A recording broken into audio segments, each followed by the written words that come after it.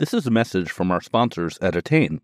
If you work in marketing or advertising, you know ROI and outcomes have never been more important. And as the deprecation of third-party cookies looms, you're probably thinking about how to make up for the loss of that crucial data. Good news. Attain makes driving, measuring, and proving outcomes easier than ever, even in a cookieless future. Attain is a commerce data company that helps marketers leverage privacy-first data to drive better outcomes across media activation and measurement. Their commerce data is 100% opted in, available in real time, and provides marketers with visibility into purchases made across all categories, all retailers, and all touchpoints. What does this mean for you? Whether you want to gain new customers, retain existing customers, or simply increase customer lifetime value, Attain's opted-in commerce data allows you to more efficiently and more effectively drive outcomes. With Attain's data, you can measure and optimize in real time based on real sales data. The best part, Attain's measurement and data solutions are available with major partners like The Trade Desk, LiveRamp, OpenX, and many more, making it easy to get started today. Visit attaindata.io to start browsing commerce data for free.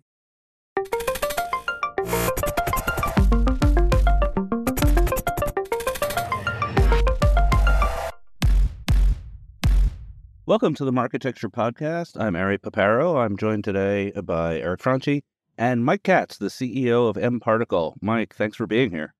Hey, good to see you guys. And Mike, as probably everyone knows, has a long, illustrious background, including being the CEO of InterClick, that was acquired by Yahoo, and many other years and years of ad tech and martech experience. So we're very excited to hear from you. Well, great to be here. Some housekeeping. So Marketecture is 1 year old, which is incredible. I launched it a year ago at Programmatic I/O in Las Vegas, which I promptly got COVID at, but it was a good start otherwise. So 1 year, over 100 videos on our site, Marketecture TV. We recently launched transcripts of all of our in-depth interviews with CEOs. So if you don't have time to watch the videos, you can download a PDF of the transcript, share them with your team. It's a really good value to subscribe to that. Also worth noting that this podcast is now being published on YouTube. So you may be listening to this on your favorite podcast player, but if you prefer YouTube, we're also putting the audio only onto YouTube. We got a couple of subscribers last week as soon as we did that. All right, Mike, tell us about mParticle. I think probably a lot of people know what it is. It's a CDP. We're going to have a lot of acronyms today, but tell us about it. Somebody called me the godfather of the CDP space. I think that's accurate. How do you know that? I'm fine with it, man. Who doesn't want to be the godfather? Yeah, exactly. Yeah, well, I mean, we're a 10-year-old company. I used to say we were headquartered in New York, but we're kind of everywhere. We're a remote first company for now. I think we'll probably go back to in-office environment next year, most likely. So if my CFO, David, if you're listening, I just declared it here. All the employees are figuring this out now. Breaking news. Yeah, I'm just like, the convenience of remote work is great, but the sacrifice in terms of collaboration when you're trying to orient a large team towards the achievement of a common goal, like, I don't think that that's the right trade-off anymore. I think that makes sense. So we're recording this on June 1st. Yesterday, I think it was David Sachs. He had a semi-viral tweet about, effectively like RTO, right? Return to office being the new standard. And, there was, as usual on Twitter, a lot of back and forth. But I think he made some really good points where, as a organization scales, particularly for a founder, like, you miss out on a lot and the organization misses out on a lot, not being together, not having, just people having that, meeting after the meeting and serendipitous connections and being able to build culture. So have you been feeling that over the course of the past couple of years? Is, basically everybody's gone either remote only or remote first. Oh, for sure. Yeah. I think we built an incredible culture heading into, from 2013 to 2020. I think that it was a differentiator for us and, arguably a strategic advantage. And then that all kind of went away during the pandemic and kind of the work from home environment. And we fared well. Like, we probably had some of our best quarters during the pandemic, and we've continued to do well, but I feel like we've definitely lost that culture, the collaboration, the connection, community, all the C words. We were together as a company last week out in Scottsdale. So we got the entire company together for really like the first time ever And it was just such a great reminder, one, in terms of like how many awesome people there are within the company, and then two, the importance of connection and meeting people and getting to know them, and not just like treating them as this like avatar on the other side of a screen that can help you transact to solve the thing that you're trying to solve. Yeah, we had Jay Friedman from the Goodway Group here, and he spoke at length about the fact that his company has always been 100% remote, well before COVID. And I think the lesson really is that you have to be intentional about what you're doing. You can't just throw everything to chance and hope people come to the office. You kind of need to have a policy, need to have a culture, and support it. I completely agree. I think like when people point to like the Amazon culture, I think what underpins such strong execution there is the level of intentionality, and businesses are just systems, right? And you do need to be intentional about the way that you drive the alignment of information and incentives and processes and the way that people show up with whatever the goal is. Right. So I completely agree with that. Yeah, I think the reason people reacted poorly to David Sachs' pronouncement is because, like everything he says, it's largely uninformed and very confident. But let's get back to CDPs. Yeah, he's a dick too. I'll go on record. He's a dick. All right, we are on record. I think he's a dick too. Eric, do you think he's a dick? Not. Yeah, I'm not that bad. I love putting Eric on the spot. I'm gonna have to click the not NSFW button in Spotify because of this conversation. Okay, no one wants to hear our opinions on this. Let's go to CDPs. I want to hear about data. Talk about data. Hold on, before we get into it, just disclosure: I'm a personal investor in mParticle, and thank you, Michael, for allowing that. Yeah, absolutely. Appreciate the support really from day zero. Yeah, and I asked Mike for an investment in beeswax, and he turned me down. So we're all disclosed.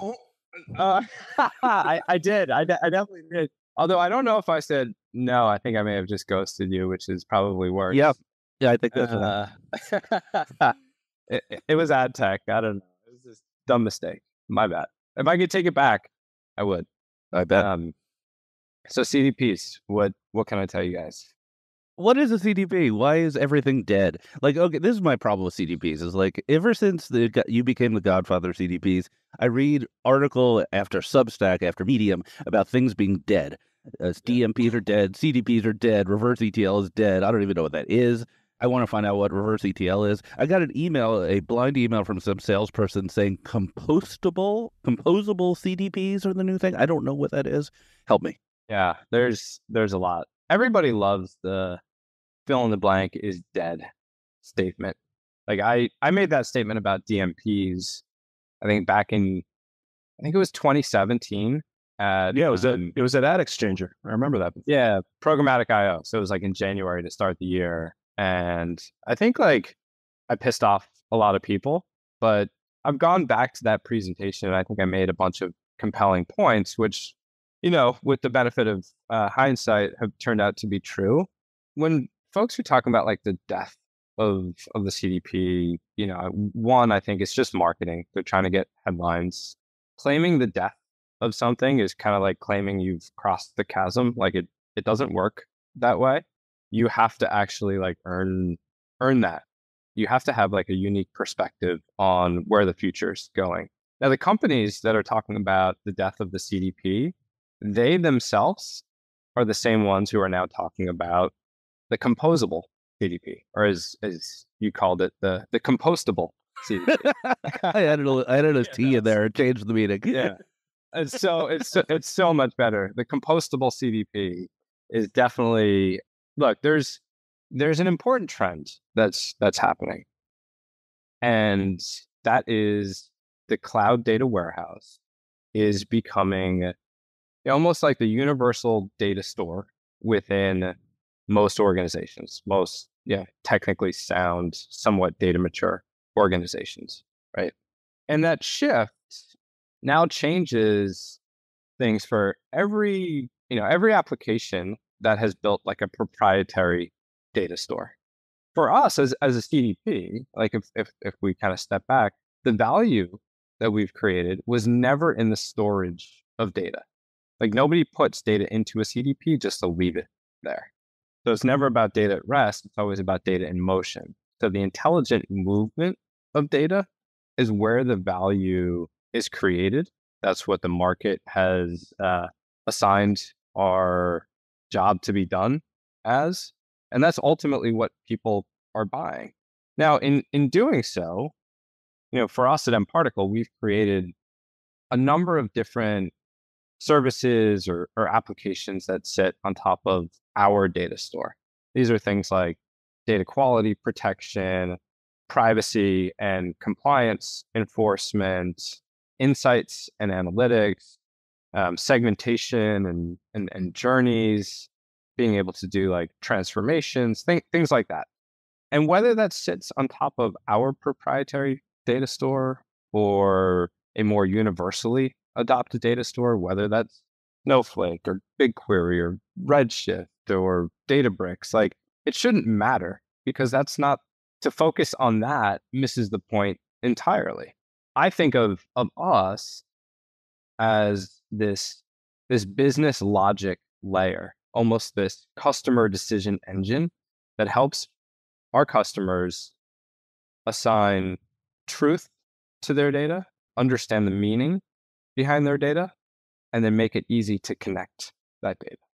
So, from a layman's perspective, my understanding of these, what is dead, what is not dead, is DMPs were primarily anonymous data and cookies, third-party cookies, etc. And they were supposed to solve all the data problems of the world, but in fact, their only use case was media buying and media optimization. And as cookies went away, they died. True or false? Do you agree or disagree with that characterization? I completely agree. I think DMPs told a great story around something bigger than paid ad targeting, but they never evolved into anything more. And then with the rise of mobile, so this was like the other trend that was really disruptive, the rise of mobile and the app store. Like there is no such thing as like pixels and cookies inside app environments. Everything had to move towards an API based setup, and architecturally they weren't built. Yeah, I remember I was at AppNexus and O'Kelly asked me to like kind of do a little investigation of the DMP space because he used to always say like, I don't even know what it is. I don't know what a DMP is. Anyway, he didn't sound like an old Borscht Belt Jewish comedian when he said that, but he did. And and I went out and I talked worse. Yeah, he was yelling. And so I went out to all the DMPs. I just met with the CEOs, and I was amazed. And this is like 2011, maybe. I was amazed at how cookie oriented they were. They had no story on mobile. They were like, oh yeah, mobile's coming, we care, but like it was cookies. So I don't think it was surprising that what used to be a DMP is dead. I think there are some companies like Lotame that are still doing really well in the ad tech niche. But yeah, well, actually, this is a question for Mike. Why is it such a durable category, the DMP, particularly on the publisher side? Like, I mean, if you look, basically they all have either their legacy DMPs or some of the newer ones like a Lotame or a Permutive. They don't seem to go away. Like, why is it such a durable thing on the pub side? Any thoughts?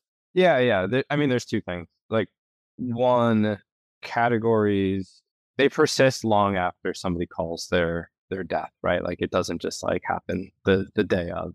DMPs have become like pretty firmly entrenched in a bunch of organizations, and they create business processes around those solutions, and it's tough to change. Like, there's this inertia that ends up setting in. You also have like, there is a continuum of technology buyers, and so towards the end of life in terms of any market adopting new technology, like you do have laggards still hanging on because they're just not quick to adopt new tech trends. And the other kind of big point is that, as Ari mentioned, DMPs were fine in a cookie-based, completely anonymous world. And still, a bunch of media companies, even the ones that have now started to embrace subscription or transaction-based business models, they still do have a bunch of anonymous traffic. Yep. And so I think that there is a place for those solutions, although I do think that it's finite. Like they won't persist in their current state.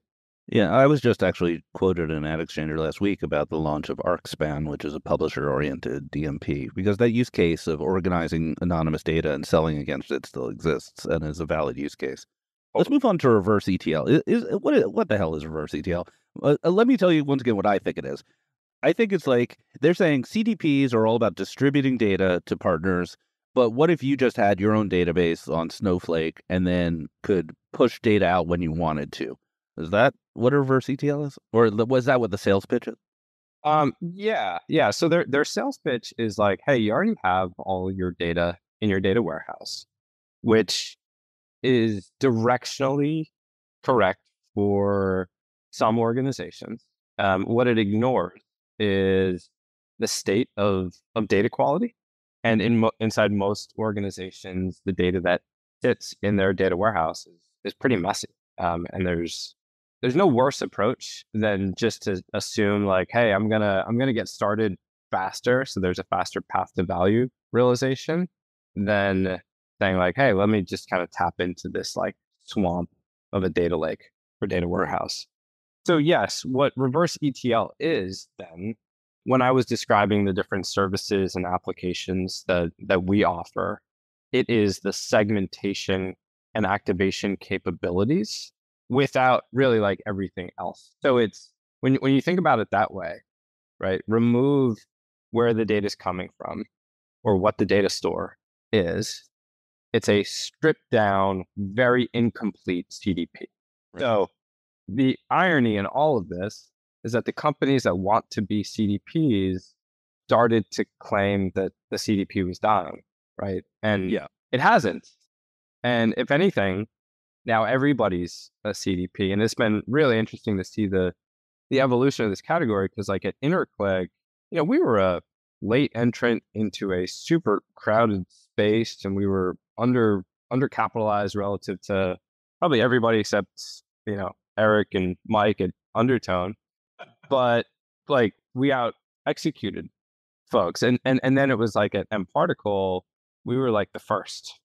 We're like, oh, this is all white space. And it's been fun to see it kind of come, as far as it has, where now like everybody's a CDP. And I used to have to convince people that they had these problems that they weren't even aware of. And now people are buying CDPs without even understanding how they're going to use it.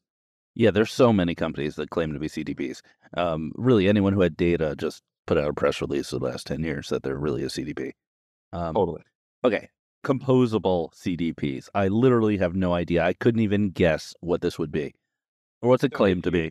Yeah, so if you break down the CDP into a number of components, and I'm going to kind of paint this in somewhat broad strokes, you have the data collection piece, you have the data storage part, you may have capabilities like the ones I mentioned around observability or data quality, you may have some like privacy and compliance tools, and then you have like the connectors, right? So, kind of simply put, what it looks like is one vendor to collect your data and to send it to the data warehouse.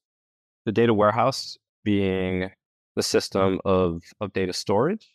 And then there's usually a tool like a reverse ETL tool that does the one service or one application around audience segmentation and like the syndication of those audience segments. Right. So that's all it is. It's a subset. Well, it's a fragmented, disjointed subset of what like a purpose-built system can do. Right. That sounds great. That sounds like a great solution. Yeah. The workflows are easy. So a lot of people admire you for the basic reason that you were able to escape ad tech. So I've personally tried. I'm still trying. What's it like on the other side? You're not in ad tech anymore. You're in sort of MarTech. What's it like on the other side? Are there parts of ad tech you miss? I guess I'd love to hear your riff on that. Yeah. I mean, ad tech is fun because it's fast paced. The people are entertaining, like all that. Like I and not to say that, like, yeah, that to me was like always the best part of it.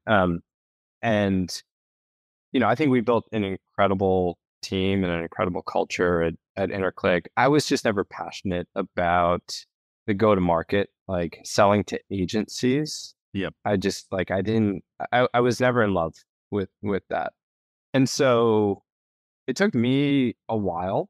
I found that it's taken us, when we hire people that I know and trust and have been high performers for me in the past at companies like InterClick or Yahoo, it's taken them a long time to acclimate from ad tech to marketing tech, primarily because not only is the go-to-market so different, they actually have to unlearn a lot of the behaviors that made them successful in ad tech, because those same behaviors will make you incredibly unsuccessful in marketing tech.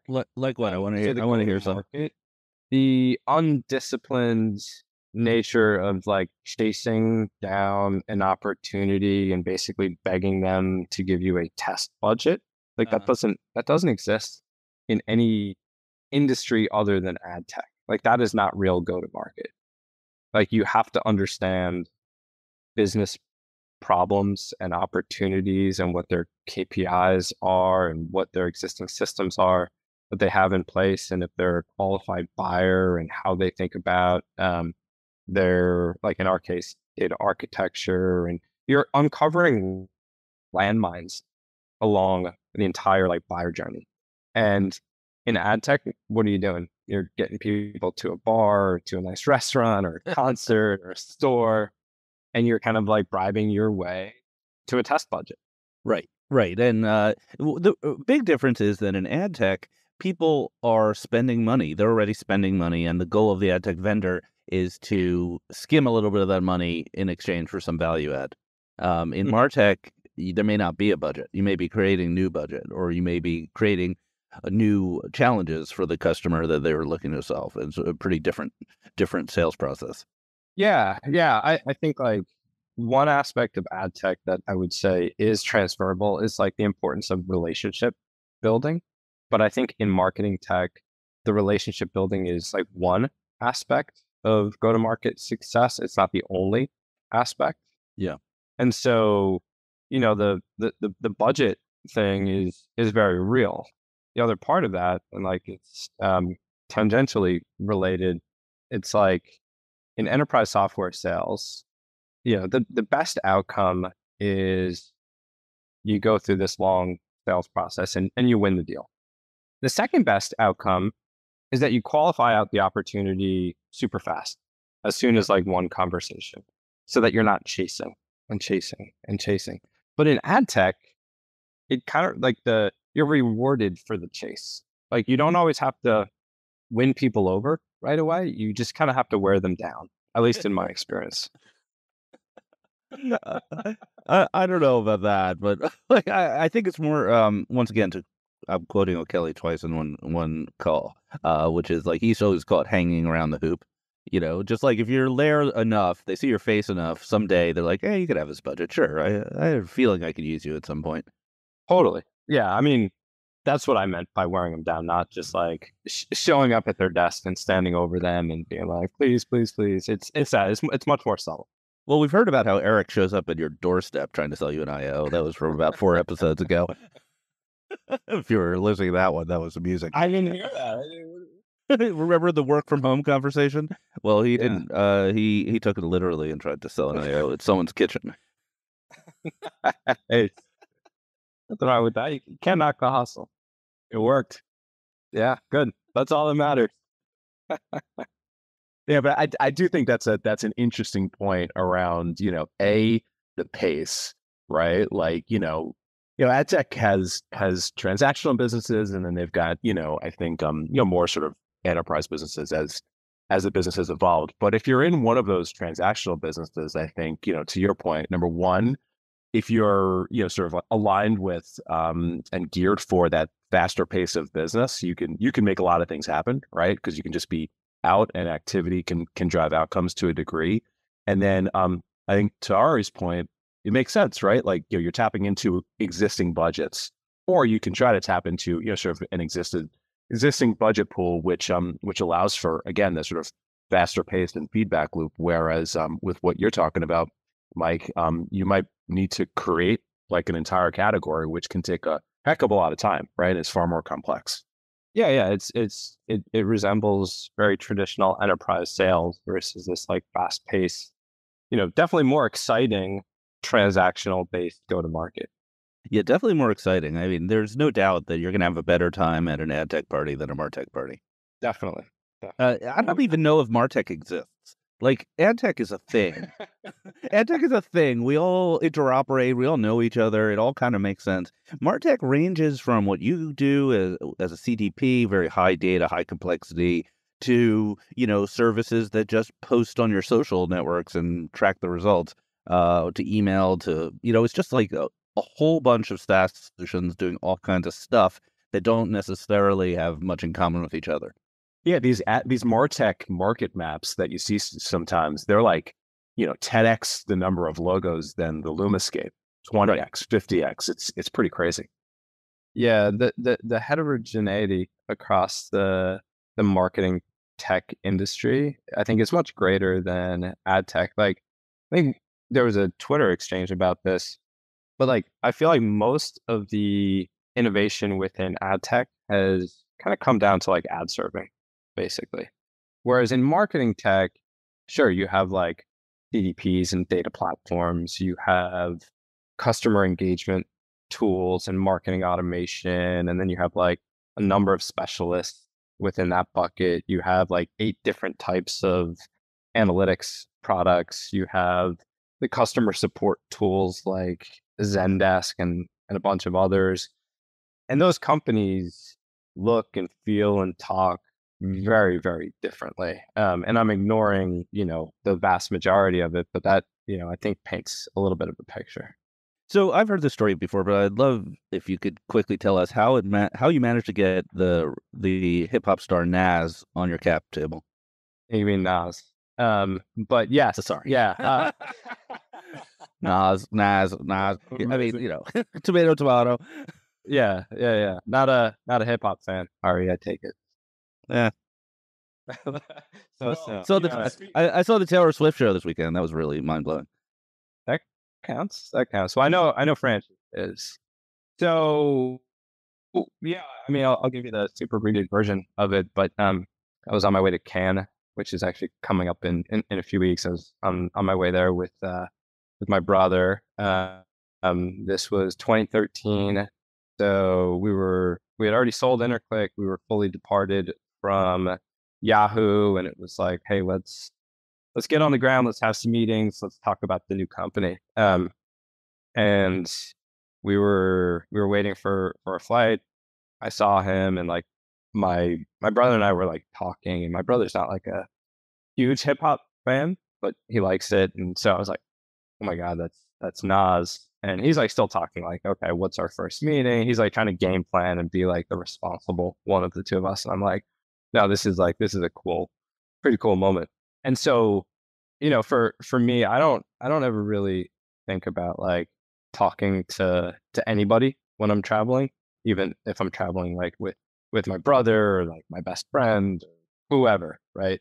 Like if I'm on a plane, headphones are in, trying to sleep, and I'm just relaxing. So whatever, he ends up sitting next to us, and as we deplane in Paris, we end up connecting and talking and exchanged information and hung out a little bit that week. And I didn't even realize at the time that he did any angel investing, and he introduced me to his business manager, who's become a good close personal friend of mine, a guy named Anthony Saleh. And they invested a few weeks later, and it was pretty cool for us, because I think we were one of the first companies back in the day to have like a celebrity investor. Right. Now you see like everybody's seed round, it looks like a Coachella poster. We're like, it's all celebrities. But I feel like we were the first, or like we were definitely one of the first. And like I always want to be the first. I want to do things different. I want people to feel like, you know what? The first time I thought about that, the first time I saw it, the first time I heard it, that came from MK. Has he been a value add investor?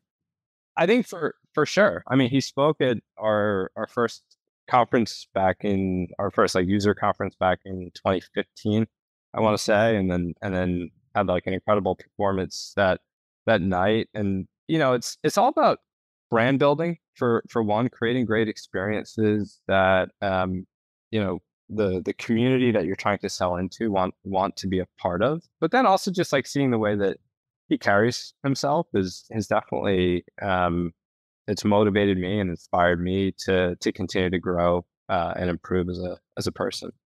Awesome story. So to get it straight, it's Nas at Can, not Naz at Con.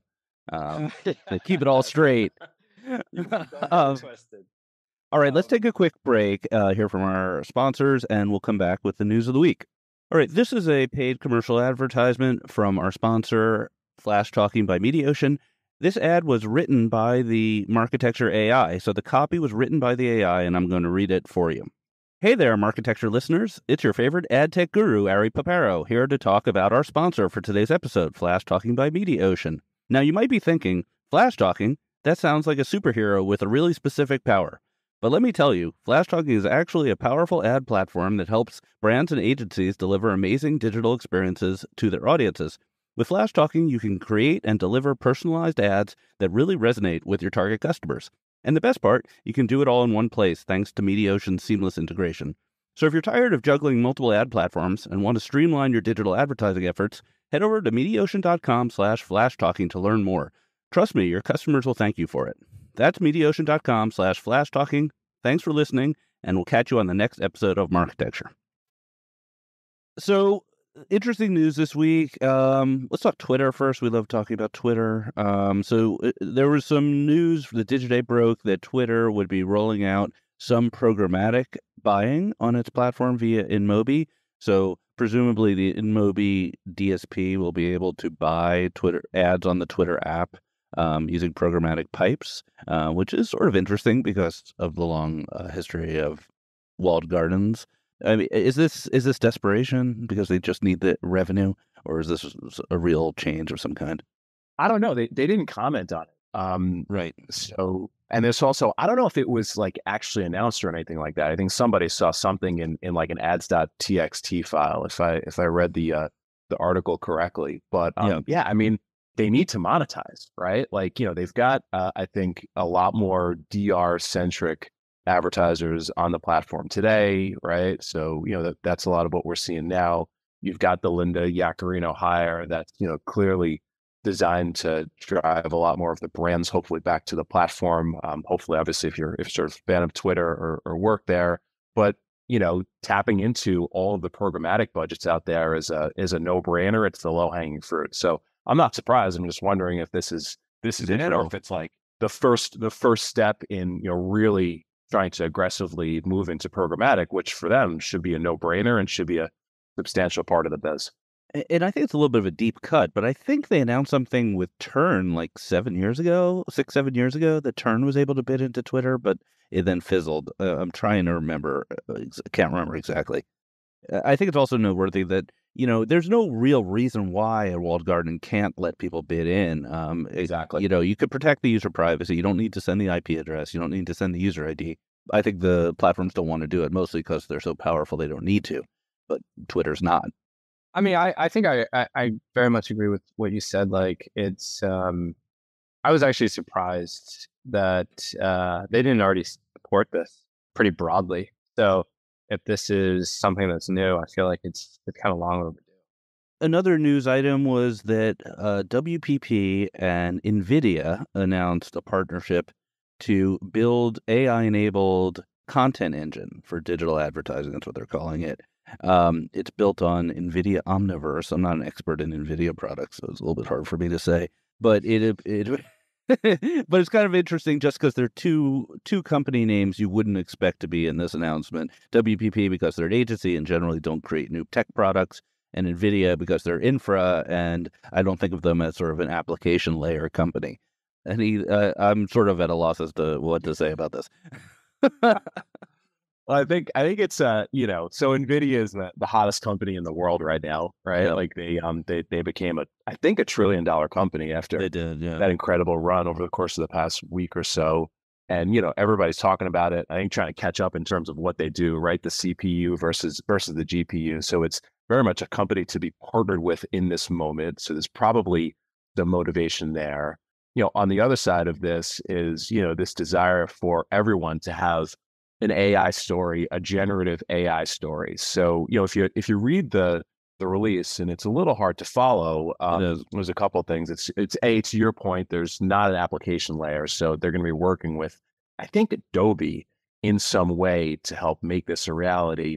And then number two, the thing that I thought was, a little strange, but maybe not, is that this seems to be actually like, generative AI for metaverse applications, which is surprising because that's probably such a small segment of the work that they do for customers, and certainly not where I think a lot of the value to be gained with the generative AI stuff when it comes to creative. Yeah, so it was a little bit of a head scratcher in terms of hard to figure out, leading towards the metaverse as the first use case. But I think it's also not surprising. Again, I think it's a cool company to be partnered with for any agent. Yeah, it's definitely a headline press release, but you need this press release is like an LSAT logic problem. You read it a couple times to try to, what do they actually say? Yeah, I mean, on the other side of it, the real work that's being done on the generative stuff, which we talked about last week with the big ad platforms, I think that's where the real interesting stuff is. And then ultimately how the non-walled garden opportunity starts to emerge. That's where I'm spending a lot of time. That's where I think the real opportunity is. I mean, look, NVIDIA, like they're a beast, because they're at like the center of every kind of major tech hype cycle, because of where they sit so foundationally in the stack, whether it's like gaming, cloud computing, the Web3 nonsense from a couple of years ago, now AI. And I think WPP as an agency holding company, I think like they have smart enough executives to know that if nothing else, that's a good wagon to kind of hitch their horse to, or a good horse to hitch their wagon to, depending on how you look at it.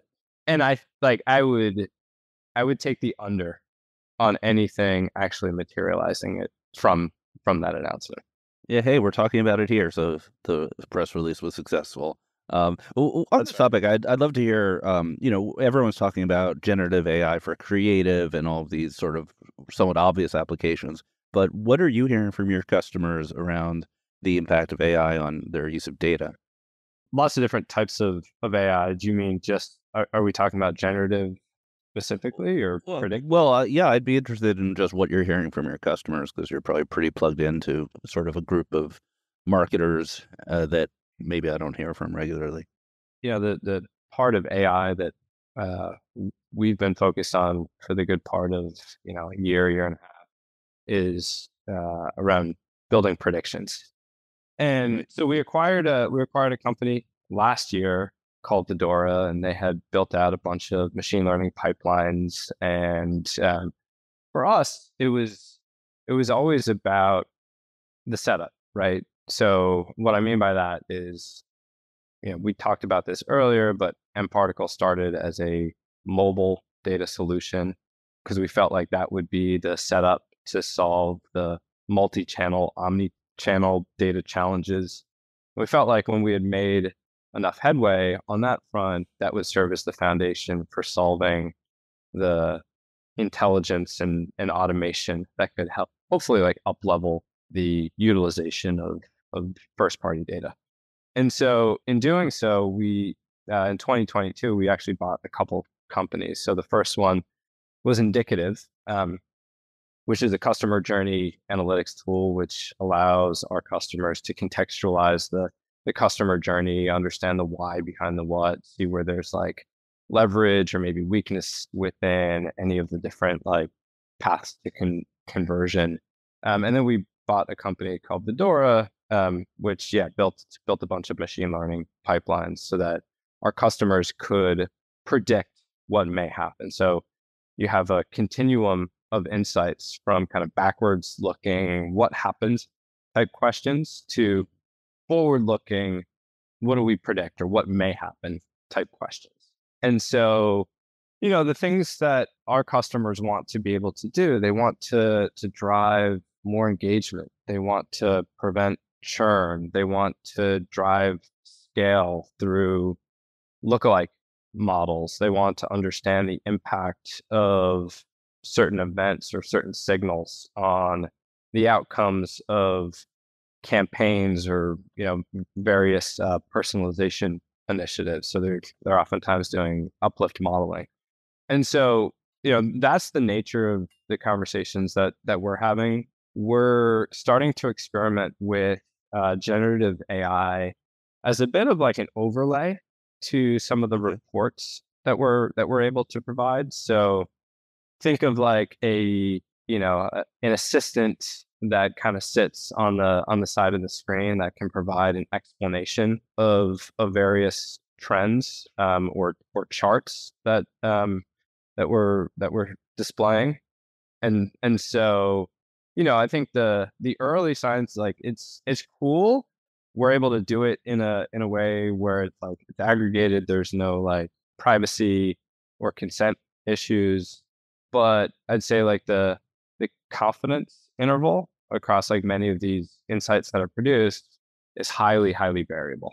So you kind of have to preface a lot of the results that are being provided with some sort of mechanism to kind of temper the confidence or to temper the expectations. Right.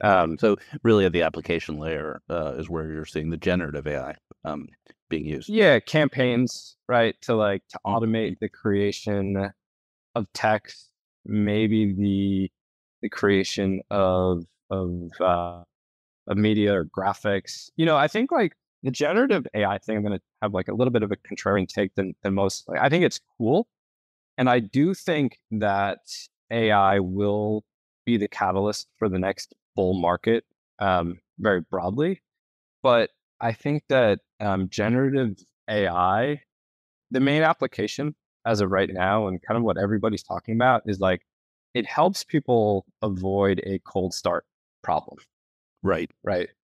So like generating the first few lines of text for a campaign or, creating the bones of a speech or like a manuscript or like whatever it may be.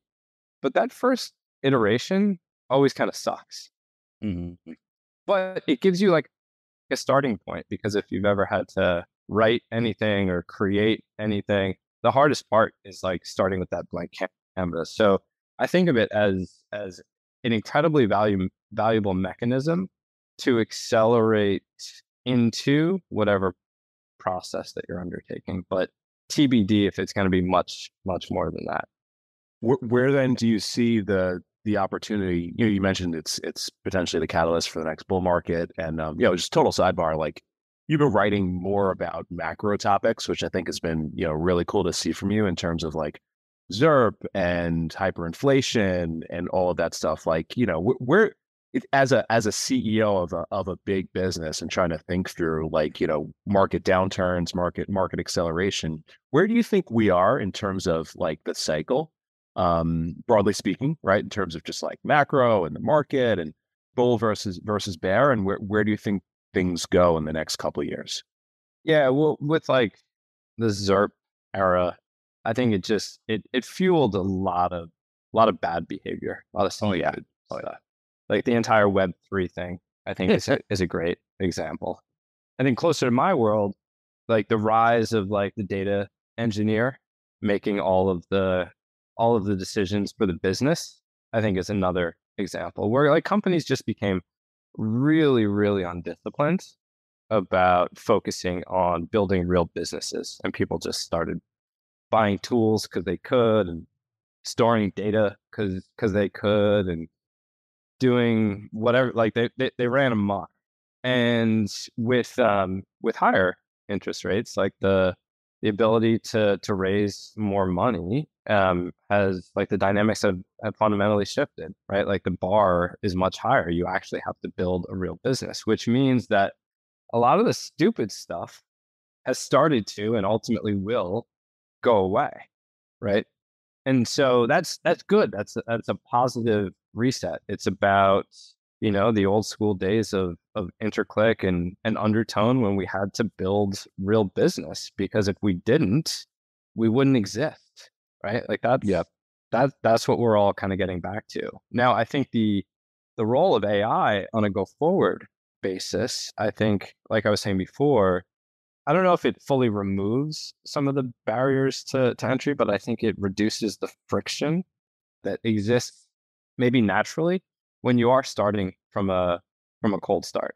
And kind of the coldest start is like day zero of building any company and any business. Through intelligence and automation, I feel like it's going to accelerate and up-level the businesses and the opportunities that people pursue.